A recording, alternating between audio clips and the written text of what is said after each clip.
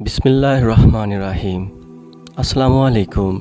शब बारात यानी अज़ाब से छुटकारा पाने की रात। शब बारात शबानुल मुअज़्ज़म की 15वीं रात को आती है।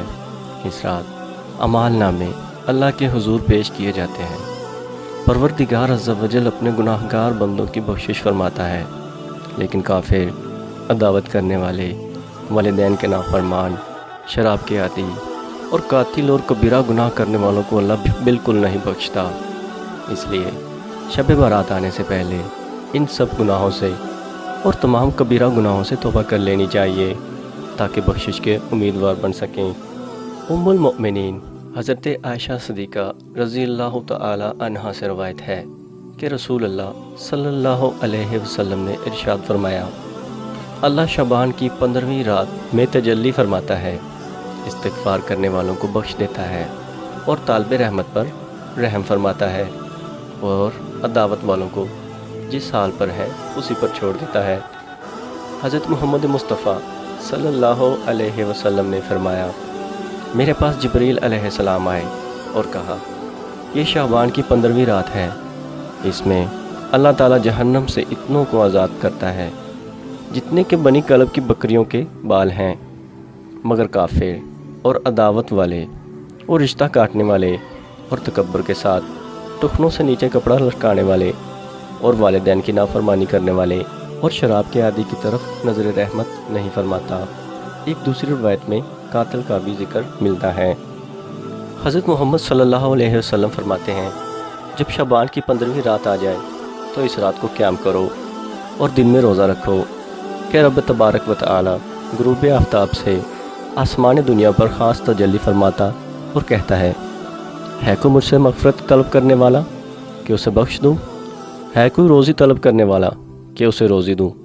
है कोई मुसीबत ज़दा कि उसे आफ़ियत बख्शूँ? है कोई ऐसा? और तुलुए फ़जर तक ऐसा फरमाता है।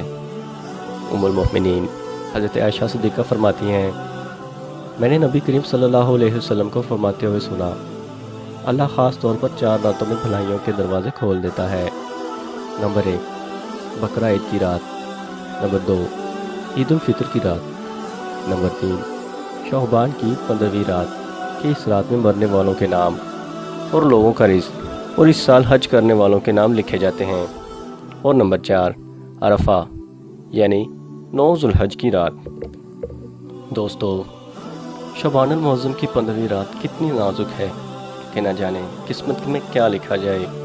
बाज़ औक़ात बंदा गफलत में पड़ा रह जाता है और उसके बारे में कुछ का कुछ हो चुका होता है। चनाचे बहुत से लोगों के कफन धुलकर तैयार होते हैं, मगर कफन पहनने वाले बाज़ारों में घूम फिर रहे होते हैं।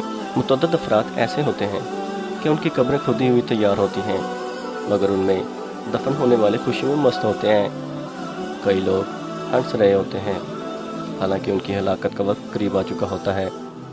न जाने कितने ही मकानात की तामीरात मुकम्मल होती हैं, मगर मालिक मकान का मौत का वक्त करीब आ चुका होता है। मगरिब के फ़र्ज़ और सुन्नत वगैरह के बाद 6 रकत खुसूसी नवाफ़िल अदा करना मामूलात औलिया कराम में से है। इसलिए मगरिब के फ़र्ज़ और सुन्नत वगैरह अदा करने के बाद 6 रकत नफल 2-2 रकत करके अदा करने चाहिए। पहली 2 रकतों में इस तरह कहना चाहिए, या अल्लाह इन 2 रकतों की बरकत से मुझे दराज़ी उम्र या उम्र बिल खैर अता फरमा।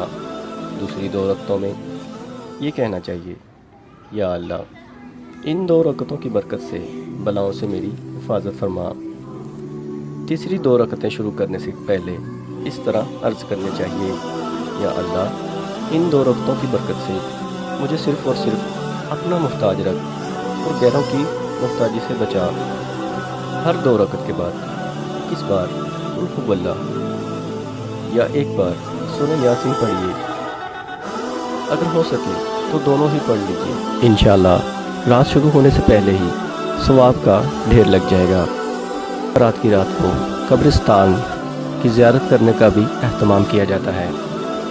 दोस्तों, ये दुनिया आर्जी है, हर चीज़ ने फ़ना हो जाना है, क्या पता कब मौत आ जाए।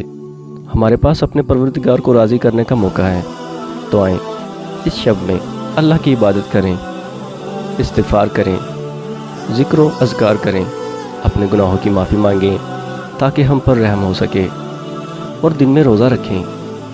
اس کے ساتھ ہی مجھے اجازت دیں۔ اللہ ہم سب پر اپنی رحمتوں کا نزول فرمائے، آمین۔ اگر ویڈیو اچھی لگی ہو تو لائک اور شیئر ضرور کریں، اور میرے چینل کو ضرور سبسکرائب کریں۔ شکریہ۔